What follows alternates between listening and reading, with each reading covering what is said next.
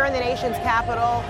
This really is the nucleus, the center point of this movement that is gathering today on what's being called the March for Our Lives.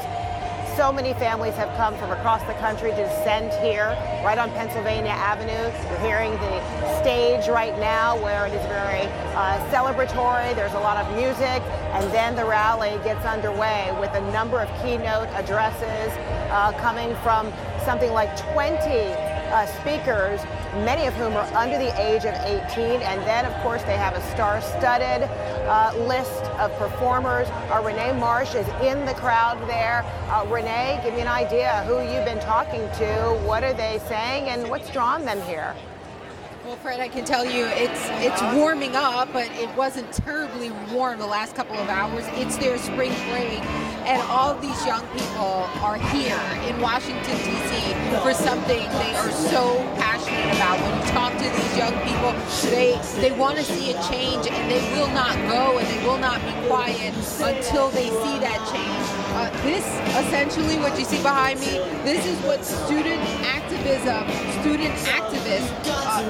really trying to get the nation's attention looks like. We are standing around the main stage, which is right behind me. We're going to see a number of speakers throughout the afternoon. There are going to be a number of celebrity performances, everyone from Common to Ariana Grande to Jennifer Hudson.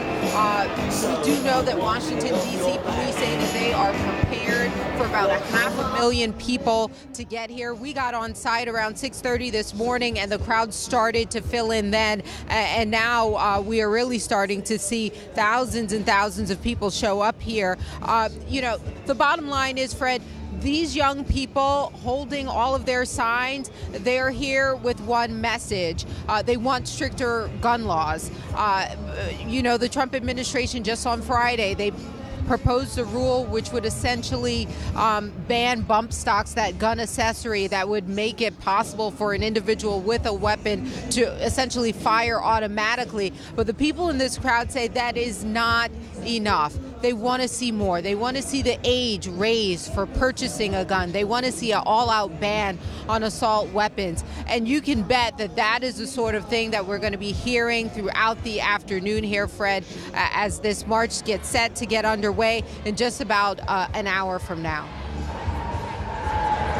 All right, Renee Marsh here in the nation's capital. Thank you so much. Let's head further north now to Boston, where people are also gathering. CNN senior national correspondent Alex Marquardt is there. He has been with people who have been gathering and even assembling and marching. What's happening now, Alex? Well, Fred, we are well on our way to Boston Common, where this march will end and where the rally will start. And we'll be hearing from students and teachers. But I wanted to note, many of the Parkland students have actually gone to Washington for the march. But we have met one student from Stoneman Douglas High School in Parkland, Florida, where that horrific shooting took place, who wanted to come up here and be with her sister.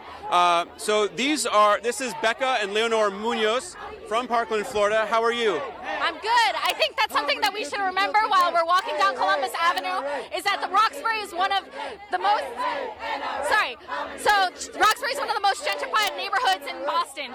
And it's important to remember that because there's a 33-year difference in life expectancy between Roxbury and a 1-mile radius. So this is the point that many of the students are making today, that this isn't just about school shootings, this is about gun violence in general. Are you happy with the turnout? Is this a good tribute to what happened in Parkland? Absolutely. I'm so happy that people are showing up, not just for the people in Parkland, but the people who die in these communities every day.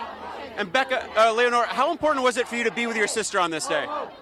I need to see her. I'm so happy to be with her because I can't stand anything else right now. I need to be with my family, and I'm so happy to fight with my family. This was the first time you two have seen each other since the shooting. This is true. And I'm so happy to hug her and hold her hand and link arms with her today. Did you ever think that something so big would happen, not just here in the U.S., but around the world in the wake of this, of what happened to you all? It's amazing to see it, but it's been a long time coming.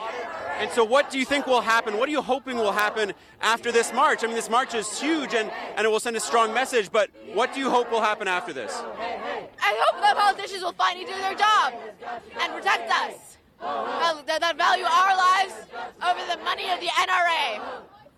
All right, thank you both. Have a good day. I'm glad you're together. Thank you. Take care. And Fred, we should note that everyone you see here is a young person. The focus here today is the young people, and the organizers are making clear that anybody who is over 21, anybody who's an adult should go to the side of the road, should line up behind these students because it is about the students today. Fred? All right, Alex, I'm going to take you to here from our studio in Washington. That was Alex Marquardt in Boston with marchers there. But as we've been saying all morning long, there are marchers all across the country taking part in this March for Our Lives. Let's go now to New York City. Jason Carroll is standing by there where a march is just beginning. Jason, what can you tell us about the view from New York? Well, right now the crowd is taken on hushed tones. If you see what's happening right now up on the stage, some of the family members from the Parkland shooting have taken the stage and giving some emotional statements about their feelings about why it's important to be out here today. There's going to be a moment of silence coming up very shortly. The names of all of the victims from Parkland will be read. If you look here in the crowd, you'll see some people here wearing white. Each one of those people standing here wearing white represents one of the victims from the Sandy Hook shooting. I've also had an opportunity out here today to speak to one of the victims from the shooting in Las Vegas. She talked about the necessity to have change happen at the national level. And just a few moments ago, I spoke to Paul McCartney. He stood here and talked about the need for gun reform. He said, as you know, he said, as many people know, one of my best friends was shot not far from where we're standing right now. And he expressed the need for gun change here as well. So again, hushed tones here. A number of people are going to be out here. After the rally wraps up here, there's going to be a march downtown. Things are just getting underway here in New York City. Back to you.